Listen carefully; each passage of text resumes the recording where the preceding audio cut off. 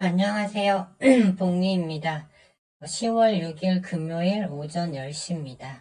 먼저 오늘 방송을 녹화하기 전에요. 구독자님들께 말씀을 드리고 싶은 게 하나 있습니다. 일단은 제가 유튜브를 운영하는 이유는 제 채널을 참고하셔서 여러분들에게 도움이 되기를 바라기 때문입니다. 그런데 어제 댓글을 보니까 그 삼부토건 재건주가 많이 하락을 했다라는 말씀이 있었는데요. 그 부분에 대해서 제가 한번 말씀을 드리고 싶습니다. 코스닥 같은 경우는 8월 말부터 해서 15%가 내려왔고 코스피는 지수가 10%가 내려왔습니다. 보통 지수가 이 정도 내려오면 곱하기 2 내지 3 정도 개별 종목은 하락이 나오게 됩니다. 그래서 코스닥 같은 경우 15% 내려왔으니까 곱하기 2를 하면 30% 정도가 되겠죠. 그래서 기타 다른 테마, 다른 업종들은 밑으로 더 크게 잠긴 종목들도 많거든요. 그리고 재건주는 계속 가져가셔도 되지만 현금 비중을 좀 하락 가능성이 높으니까 현금 비중을 높이셔라 이렇게 말씀을 드렸습니다. 제가 신이 아닌 이상 모든 것을 다 맞출 수는 없기 때문에 제가 말씀드리는 분석을 듣고서 참고만 잘 하시면 될 것 같습니다. 자, 그러면 오늘 방송 시작해 보겠습니다. 국제 유가가 어제 추가로 하락이 나왔습니다. 그래서 기술적으로 완전히 이제 다시 위로 올라갈 수 없는 구간이 도래했어요. 제가 미국 고용시장도 중요하지만 고용은 물가와 직접적 관련성이 없고 유가가 중요하다고 했는데 유가가 지금 85.3불까지 내려왔습니다. 그래서 미국 10년물 국채금리와 달러 지수가 내려올 수 있는 명분이 생겼다고 말씀드렸고 또 나스닥이나 코스피, 코스닥 모두 하락폭이 너무 컸어요. 그래서 일본과 RSI상 바닥 구간은 맞다. 단기 바닥은 일단 나왔다라고 계속 안내를 드렸습니다. 어제도 그 뭐죠? 그 고용 관련 지표가 예상치 실업수당 청구 건수가 예상보다 더 줄어들면서 나스닥이 1% 가까이 자정의 하락이 나오다가 결국은 보합으로 올라오면서 이 하단 지지라인을 지켰거든요, 일봉사. 네, 그런 것들이 다 반영을 하고 있는 걸로 보여지고 생각하고 있어요. 그래서 유가가 만약 80불대까지 다시 내려온다면 증시는 위로 올라갈 수 있는 명분이 생긴다. 물가적인 측면에서 그렇게 보시면 되겠습니다. 아무리 미 국채 발행량이 많다고 해도 물론 줄여주면 좋겠지만 그거는 추후에 이제 그 10월 안으로 이제 다시 미국 부채 한도 협상을 해야 되는데 그때 어느 정도 좀 줄여진다면 또 내려올 수 있는 요인이 될 수 있다고 보고 있습니다.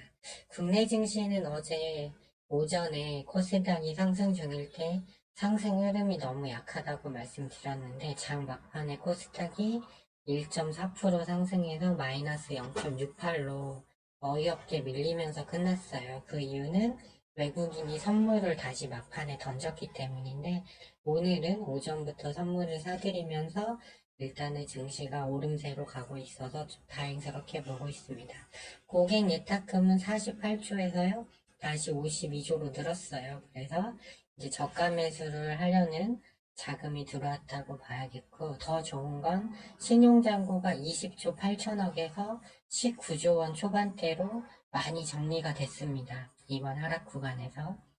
제가 20조 8천억일 때 신용이 이렇게 높으면 증시가 한번 조정을 크게 준다고 말씀을 드렸죠. 그런데 이 신용이 줄었고 고객 예탁금은 다시 늘었기 때문에 이제 증시의 우호적 환경이 조성됐다고 보고 있습니다. 오늘 보면 반도체, 오늘은 바이오 제약이 제일 강하더라고요. 그다음에 재건주도 좀 움직이는 정도인데 최근에 가는 테마만 가는 상황이에요. 왜냐면 기존의 종목들은 대부분 이렇게 위에 매물을 쌓으면서 크게 내려왔기 때문에 지수가 아직 이제 여기서 어느 정도 폭은 기술적 반등이 나오겠지만 더 갈지는 이제 확인이 필요하잖아요. 이 때문에 이렇게 내려온 종목은 뜬금포로 한 번은 올라올 수 있지만 지속성이 없어요. 근데 이런 식으로 우상향 하던 종목이 이번 지수 하락으로 밀렸다가 지수가 다시 올라가면 더 위로 치고 가는 흐름이 있거든요. 그래서 기존에 가던 테마가 계속 유리하다. 이런 거는 좀 기억을 해주시면 좋겠어요. 그리고 오늘 뉴스가 나왔는데 10월 말 터키 주도로 평화회담 열릴 가능성이 있다는 기사가 나왔고요. 또 이제 공화당 하원 맥 게이츠가 하원의장이 되면 우크라이나 지원이 불발될 확률이 높습니다. 그래서인지 바이든 대통령이 어제 자기가 이제 개인 권한으로 할 수 있는 걸 지원하겠다 이런 말까지 나왔어요. 그렇기 때문에 이건 좋은 거고, 그다음에 푸틴도 어제 포럼 참석해서 전쟁은 러시아가 시작하지 않았다.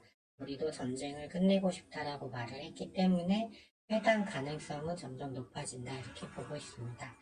이제 매일 확인하는 거시지표를 보시면 이 자리에서 10년물 국채금리가 음봉을 RSI가 너무 크게 들어 초과열이어서 이제 하락이 나왔어요. 달러도 내려오고 있죠. 이제 일본은행도 개입을 했고, 근데 제가 가장 중요하다고 말한 유가가 추세라인 하단, 볼린저 밴드 하단을 깨고 완전히 내려가 버렸어요.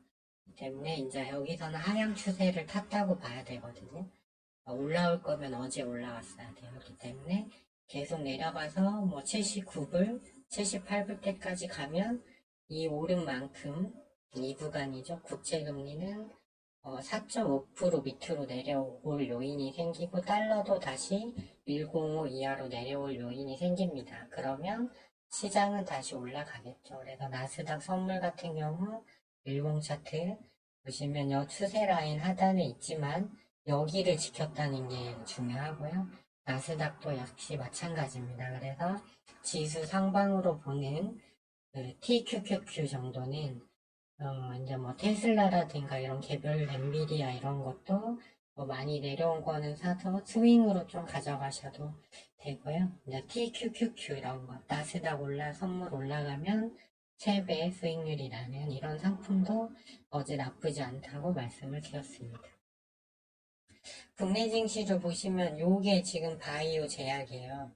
근데 보면은 오늘 뭐 포어라인 소프트, 세종메디컬, 코리아시티바이오, 알테오젠, 올릭스, 팩트론, 한미약품에서 바이오 제약이 제일 강한 모습이죠.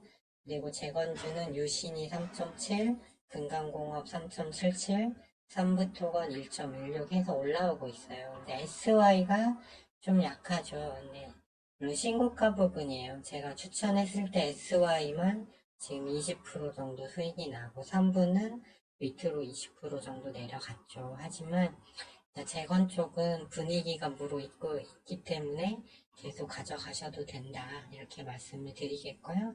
오늘 보시면 기관이 어제 장 막판에 매도 금액을 싹 걷어들였는데 600억 정도 사고 있고 외국인은 코스닥은 836억 순매수, 코스피는 618억 매도 중인데 하단에 보시면 선물을 1391억 사고 있죠. 그래서 선물 시장이 올라와야 그 증시도 오르거든요. 근데 여기까지 급하게 밀었어요. 그래서 여기서부터 이제 다시 올라가는 흐름이 나오지 않을까 개인적으로 이렇게 분석을 하고 있습니다. 그래서 정리하면 단기 바닥은 어느 정도 이제 왔다.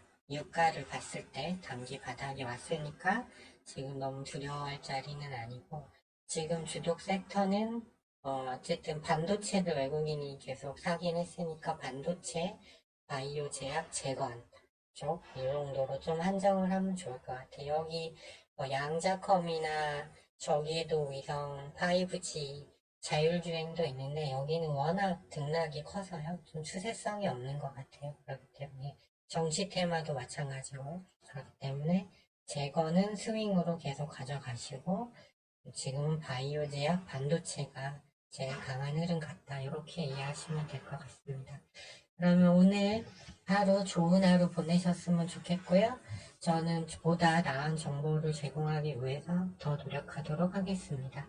그러면 다음 주 월요일은 휴장일입니다. 한국은, 미국은 열리지만. 그래서 이거를 오늘 마감 영상으로 이해해 주시면 좋겠고요. 주말에 봐서 미국장 한번 흐름 봐서 다시 영상 올려드리도록 하겠습니다. 네, 시청해주셔서 감사합니다.